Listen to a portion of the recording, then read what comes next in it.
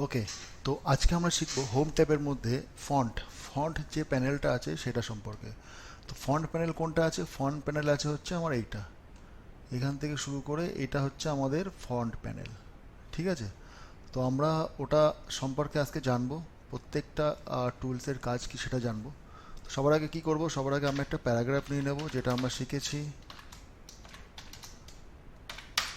10টা প্যারাগ্রাফ আমি নিয়ে নিয়েছি এখানে। আচ্ছা, প্রথমে দেখো আছে কি ফন্ট, এটা কি, এটা হচ্ছে ফন্টের কি ধরনের ফন্ট আছে তার সেই ফন্ট আমরা ব্যবহার করব। ঠিক আছে, তাহলে এখানে বিভিন্ন ধরনের ফন্ট আছে, আমার একটা একটা ফন্ট একটা একটা ডিজাইনের হয়। তো এখন আমাদের বাই ডিফল্ট কি ছিল? ক্যালিব্রি। তো আমরা এখন অন্য একটা ফন্ট নিয়ে নিই, এরিয়াল ব্ল্যাক। ঠিক আছে, দেখো এরিয়াল ব্ল্যাক নিয়ে নিয়েছি। এখন যদি আমরা অন্য ফন্ট নিই, আর একটা ধরো এইটা নিলাম। ঠিক আছে, এইবার যদি আমরা সিলেক্ট করি, তাহলে ক্যালিব্রি ছিল, এবার আমরা কি করব, এরিয়াল ফন্ট। দেখো ফন্ট হয়ে গেছে, চেঞ্জ হয়ে গেছে। আচ্ছা, এবার নিচেরটা আমি যদি মনে করি যে এটা অন্য ফন্ট দেবো, তাহলে আমি সিলেক্ট করলাম, সিলেক্ট করার পর এটা দিলাম। দেখো ফন্ট চেঞ্জ হয়ে যাচ্ছে। ঠিক আছে, তাহলে এটা কি হলো, এটা আমাদের ফন্ট স্টাইল বা ফন্ট, বিভিন্ন ধরনের ফন্ট আমাদের এখানে আছে, যে ডিজাইনটা আমাদের পছন্দ আমরা সেটা ইউজ করব। ঠিক আছে, আচ্ছা তারপরে আমরা দেখি কি আছে, এটা হচ্ছে ফন্ট সাইজ। দেখো এটা হচ্ছে ফন্ট সাইজ। তাহলে আমরা এখানে টেক্সটটা সিলেক্ট করে নিয়েছি, এবার ফন্ট সাইজ যদি আমি 18 করি, দেখো 18 বড় হয়ে যাচ্ছে। দেখছো যত বড় হচ্ছে তত বড় হয়ে যাচ্ছে। তো নর্মালি আমরা 14 রাখি। ঠিক আছে, তাহলে এটা হচ্ছে আমাদের কি, ফন্ট স্টাইল বা ফন্টের ডিজাইন, যে কী কী ধরনের ফন্ট আছে। ওকে, এটা কি হচ্ছে আমাদের, এটা হচ্ছে ফন্ট সাইজ। ঠিক আছে, এটা আমাদের ফন্ট সাইজ। আচ্ছা, এইবার আমি মনে করি আমি আবার নর্মালে ফিরে যাই। ঠিক আছে, এবার আমি মনে করছি যে এই ফন্টের মধ্যে এই লাইনটা আমার খুব ইম্পর্টেন্ট, তো আমি সিলেক্ট করে নিয়েছি। সিলেক্ট করে নেওয়ার পরে আমি কি করব, এটা যাব, এটা কি বি, বিটা মানে হচ্ছে বোল্ড, মানে মোটা হয়ে যাবে। দেখো ফন্টটা, দেখছো সবার থেকে ফন্টটা মোটা হয়ে গেছে। এটা হচ্ছে বোল্ড। তো বোল্ডের কাজ আমরা জানলাম যে যে কোনো টেক্সট বা সেন্টেন্সকে, ধরো এই প্যারাগ্রাফটাকে আমরা মোটা করব, তো আমরা সিলেক্ট করলাম, বিতে প্রেস করলাম, তো বোল্ড হয়ে গেল। আচ্ছা, এবার আমি বলি যে এটা, এইবার এখানে ক্লিক করার সঙ্গে সঙ্গে আমরা কিবোর্ড দিয়েও করতে পারি একটা জিনিস। কিভাবে? ধরো এই প্যারাগ্রাফটা সিলেক্ট করলাম, এবার কন্ট্রোল কন্ট্রোল চেপে যদি আমি বি চাপি, দেখো এর উপরে মাউস নিয়ে গেলেই দেখো আমার দেখাচ্ছে ব্র্যাকেটে কন্ট্রোল প্লাস বি। তাহলে আমি কি করব, কন্ট্রোল চাপলাম, চেপে বি চাপলাম, দেখো বোল্ড হয়ে গেল। দেখলে? তাহলে যে কোনো লেখাকে মোটা করার জন্য আমাদের দুটো পদ্ধতি আছে। একটা কি, আমরা সিলেক্ট করে, ধরো এই লাইনটা করব, এটা সিলেক্ট করলাম, সিলেক্ট করে বিতে প্রেস করলে বোল্ড হবে, বা যদি আমি এটা সিলেক্ট করি, সিলেক্ট করে কন্ট্রোল চেপে বি চাপলে বোল্ড হবে।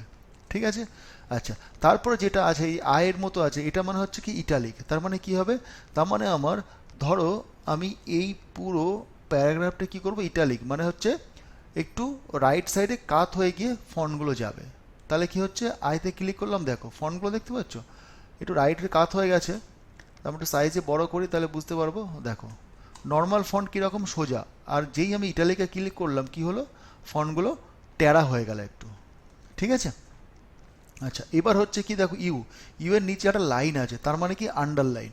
তার মানে কি বোঝাচ্ছে, যে কোনো টেক্সট, ধরো এই সেন্টেন্সটা আমি সিলেক্ট করলাম, এবার এর নিচে যদি আমার আন্ডারলাইন দিতে হয়, মানে একটা লাইন দিতে হয়, সেক্ষেত্রে আমি কি করব, এটা ক্লিক করব। দেখছো একটা লাইন হয়ে গেছে। এবার এই লাইনটা আমরা অন্য ডিজাইনেরও দিতে পারি। সাপোজ মনে করো যে আমি এইটা সিলেক্ট করলাম, এবার যদি অন্য ডিজাইন দিতে হয় তাহলে কি করব, দেখো ই এর পাশে আমার একটা অ্যারো আছে। ঠিক আছে, এই অ্যারোতে ক্লিক করলাম, দেখো এখানে আমার বিভিন্ন ধরনের ডিজাইন আছে। ধরো আমি এটা দিলাম।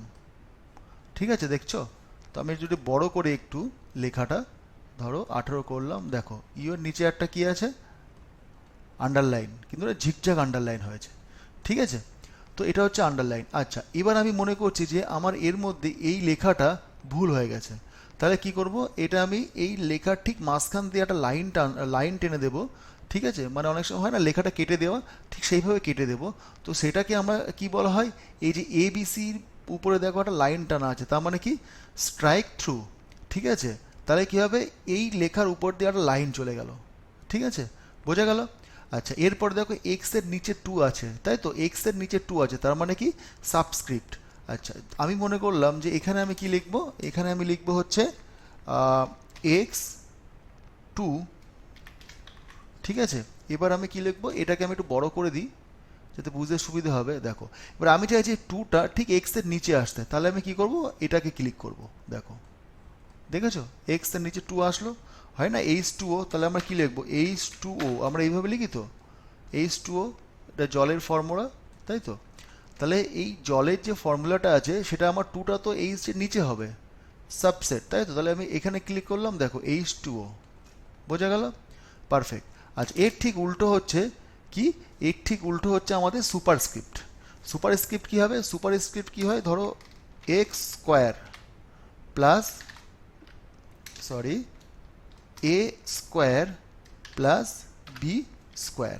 তাহলে আমাদের কী করবে, এই ফন্টটা আমরা একটু বড়ো করে নিই, 11 জায়গায় আমরা 26 করে নিলাম। এবার আমি চাচ্ছি a⁻², তাহলে আমি কি করব, সুপারস্ক্রিপ্টে দেখো ক্লিক করলাম, b⁻², সুপারস্ক্রিপ্টে ক্লিক করলাম।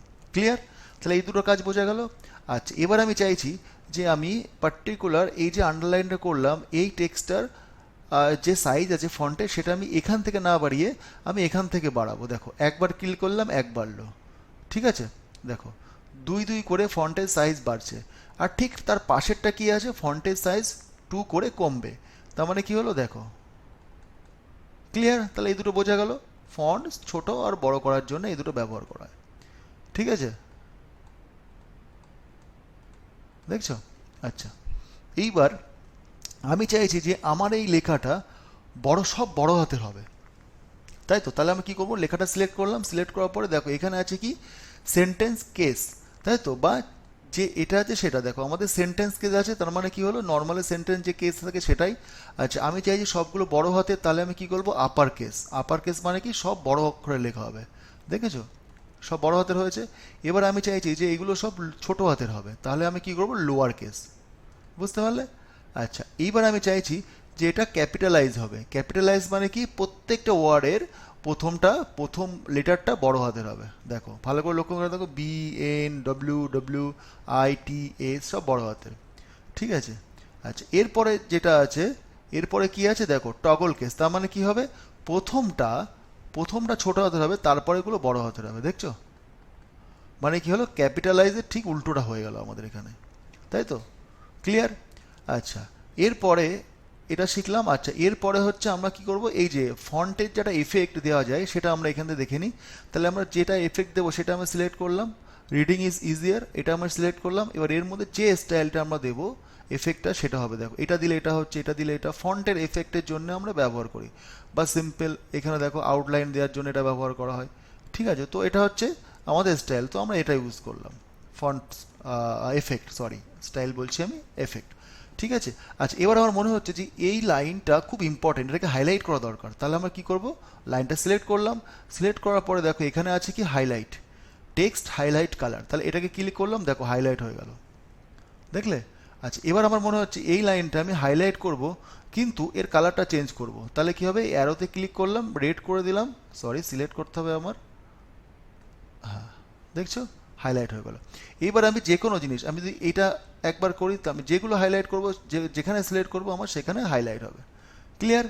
আচ্ছা, এরপরে তাহলে আমি আসি, এরপরে আমি কোথায় আসবো, এরপরে আসবো হচ্ছে আমাদের টেক্সটের কালার। ধরো এই যে সেন্টেন্সটা আছে, এই সেন্টেন্সটার টেক্সট কালার আমি অন্য দেবো। তাহলে আমি কি করব, এটা হচ্ছে টেক্সটের কালার। তাহলে আমি এখান থেকে মনে করলাম রেড কালার দিলাম, ঠিক আছে? বা আমি গ্রিন কালার দিলাম, ঠিক আছে? ক্লিয়ার? তাহলে আমরা, আচ্ছা আর একটা জিনিস বাদ গেছে এখানে, কি, ক্লিয়ার ফরম্যাট। তার মানে কি, ধরো এটাকে আমরা ফরম্যাট করলাম, তো এবার আমি চাচ্ছি এটাকে আমি ফরম্যাট সব ক্লিয়ার করে দেবো, মানে যা যা ফরম্যাট আমি ইউজ করেছি এতে সবগুলো আমি ক্লিয়ার করে দেবো। তাহলে আমি কি করব, তাহলে আমি এটাকে সিলেক্ট করলাম, সিলেক্ট করে আমি এখানে করে দেবো ক্লিয়ার ফরম্যাট। তাহলে এটা কি হচ্ছে, ক্লিয়ার অল ফরম্যাট, মানে একদম প্রথমে চলে যাবে, কি চলে যাবে, ক্যালিব্রি 11, যেটা আমার ডিফল্ট ছিল সেটা, দেখলো? এবার আমি যদি পুরোটা সিলেক্ট করি এইভাবে, আমি সিলেক্ট করার পর যদি ফরম্যাটে ক্লিক করি, তাহলে দেখো আমার কি হচ্ছে, নর্মালি কত হচ্ছে, ক্যালিব্রি 11 চলে গেছে, তাই তো? ক্যালিব্রি 11 চলে গেছে আমার নর্মালি। ক্লিয়ার? যা যা ফরম্যাট দিয়েছিলাম সব কিছু আমার হয়ে গেছে। ওকে, থ্যাংক ইউ সো মাচ। তো আমাদের যদি এই ভিডিওটা ভালো লাগে তাহলে অবশ্যই লাইক, শেয়ার এবং সাবস্ক্রাইব করে দেবে, এবং বেল আইকনটা প্রেস করে দেবে, যাতে এরকম ইনফরমেটিভ ভিডিও সবার আগে তোমরা নোটিফিকেশান পেয়ে যাও।